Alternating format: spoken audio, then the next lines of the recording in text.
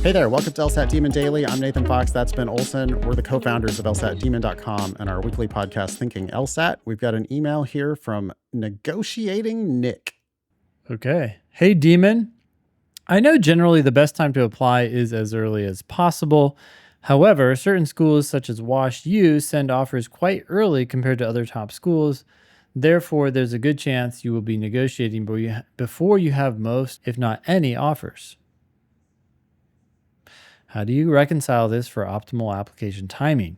For context, I have a 4.2 GPA and I'm still studying for the LSAT, aiming for a 175 plus, hoping to apply whenever I get that score. Okay, wait a sec. Negotiating Nick, it's February. I hope you're not talking about applying this cycle. I'm sure Nick is not talking about applying this cycle. I'm sure Nick is talking about applying at the beginning of next cycle. Nick's concern is, what do I do if Wash U gives me a full ride or gives me a 75% scholarship in October? Which they do. We've seen them do that. Part of the negotiation is just saying, hold on. Totally. You don't have to immediately engage with them when you get that offer. You could say, great, thank you so much. You can wait until you have all your other offers before you start really digging in about the price. You don't have to negotiate immediately with every school. In fact, that's a negotiation advantage. Just taking time to respond can you never know. They could be unsolicited reaching out to you. I mean, I heard wild shit this cycle about law schools, Wash U in specific, reaching out to applicants that they really wanted and doing crazy things. Mm-hmm. Including like stalking somebody to figure out what their family situation is to try to help their spouse get a job.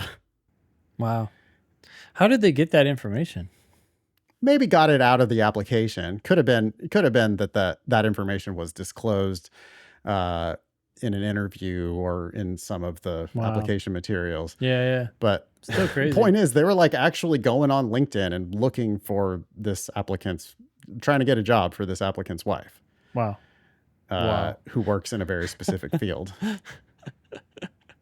Interesting. So apply early and see what kinds of offers they're willing to make you. They very well could negotiate against themselves. Like if they just send you an offer and you don't respond, they're like, damn.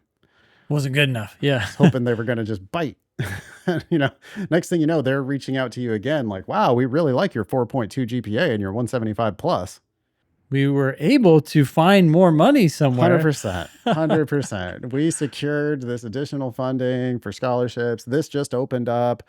You stack the deck in your favor if you apply early, broadly, with your very best LSAT.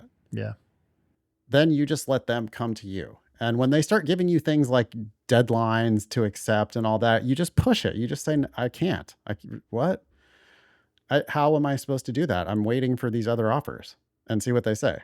They could play hardball at some point. They could be like, no, we really need to know from you. In this case, we have to know. Mm-hmm. At which point you can decide, is it that good of an offer that you're willing to put a deposit down? By the way, putting a deposit down doesn't mean that you have to go there. Sometimes people do, as a negotiating strategy, pay multiple deposits to see what the final price is going to actually be before they start law school. Mm-hmm. But it's also really, really frequent that people can just kick those deposit deadlines down the road. They're largely arbitrary. They're just schools trying to give you this false urgency, right? It's like, what do you mean you need a deposit in December or January? What are you talking about? School doesn't start until August or September.